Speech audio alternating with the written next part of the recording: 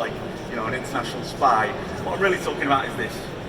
So the same way that Aston Martin reaped the benefits when James Bond drives one of their cars, the same can be said in journalism, right? So if you think about it, branded content and that area thing is a little bit like product placement within journalism.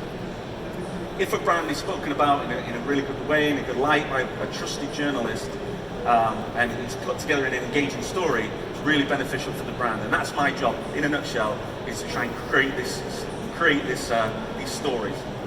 So as you probably gathered, my sort of attention span is really, really low, and I sort of get distracted very, very quickly. But that's a really good thing in my role, because you know, there's a million different ways to tell a story, and there's a million different emerging technologies which can be useful. Jack of all trades, so it's known by a million other names. And the problem is with this type of term is that it's normally associated with being a master of none. This is a negative connotation, and this isn't a new thing, or you know, even like a sort of societal thing.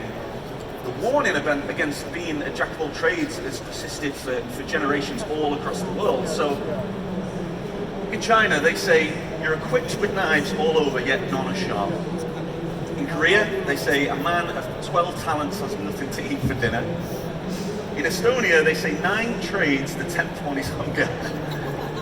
And in Latin, something from all and nothing in all. So you taught that if you want to be successful, you have to specialize in something, and the path of a generalist is one of mediocrity. But if you go down the list of all the most successful scientists in history, you know, you're talking about Darwin, Galileo, Newton, pretty much all of them are all generalists, right? They're all touching all these different areas.